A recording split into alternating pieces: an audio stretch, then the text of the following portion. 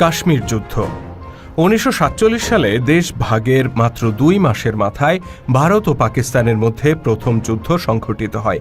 এই যুদ্ধ মূলত কাশ্মীর ইস্যুকে কেন্দ্র করে হয়েছিল, তাই একে কাশ্মীর যুদ্ধ বলা হয়। জাতিসংঘের মধ্যস্থতায় যুদ্ধবিরতির মাধ্যমে এই সংঘাতের অবসান ঘটে। তখন কাশ্মীরকে বিভক্ত করা হয়, ভারতের নিয়ন্ত্রণে আসে জম্মু ও কাশ্মীর এবং পাকিস্তান নিয়ন্ত্রণ নেয় আজাদ কাশ্মীর ও গিলগিত বালতিস্তান অঞ্চল। কচ্ছ যুদ্ধ। এই যুদ্ধের সূচনা ১৯৫৬ সালে হলেও প্রকট রূপ ধারণ করে ১৯৬৫ সালে। এই বছর জানুয়ারি মাসে পাকিস্তানি সীমান্তরক্ষীরা ভারত নিয়ন্ত্রিত অঞ্চলে পাহারা দিতে শুরু করে। ৮ এপ্রিল উভয় দেশ কচ্ছ অঞ্চলে একে অপরের সীমান্ত চৌকিতে হামলা চালায়। শুরুতে সীমান্ত পুলিশ জড়িত থাকলেও পরে দুই দেশের সেনাবাহিনী সরাসরি সংঘাতে জড়িয়ে পড়ে। জুন মাসে ব্রিটিশ প্রধানমন্ত্রী হ্যারল্ড উইলসনের মধ্যস্থতায় এই সংঘাত বন্ধ হয়। কার্গিল যুদ্ধ। ১৯৯৯ সালের মে থেকে জুলাই মাসের মধ্যে কাশ্মীরের কার্গিল জেলায় ভারত ও পাকিস্তানের মধ্যে আবারও যুদ্ধ বেঁধে যায়।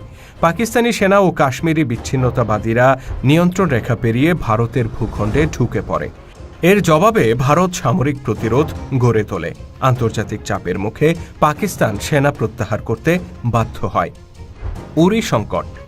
২০১৬ সালের সেপ্টেম্বর মাসে কাশ্মীরের বালামুরা জেলার উরি সেনাঘাঁটিতে সন্ত্রাসী হামলায় ১৯ জন ভারতীয় সেনা নিহত হয়। ভারত এর জন্য পাকিস্তানকে দায়ী করে এবং এই হামলার জবাব দিতে ভারত সেনারা নিয়ন্ত্রণ রেখা পেরিয়ে তথাকথিত সন্ত্রাসীদের ঘাঁটিতে সার্জিক্যাল স্ট্রাইক চালায়। ভারতের পক্ষ থেকে বলা হয়েছিল তাদের লক্ষ্যবস্তু হল পাকিস্তান শাসিত কাশ্মীরের কথিত সন্ত্রাসীদের ঘাঁটি গুঁড়িয়ে দেয়া। পুলওয়ামা সংকট। ২০১৯ সালের ১৪ ফেব্রুয়ারি পুলওয়ামায় আধা সামরিক বাহিনীর কনভয়ে আত্মঘাতী হামলায় অন্তত ৪০ জন সেনা নিহত হয়। ভারত সরাসরি পাকিস্তানকে এই হামলার জন্য দায়ী করে। জবাবে ভারত বালাকোটে কথিত সন্ত্রাসীদের ঘাঁটিতে বিমান হামলা চালায়। এর প্রতিক্রিয়ায় পাকিস্তানও পাল্টা বিমান হামলা চালায়। উত্তেজনা চরম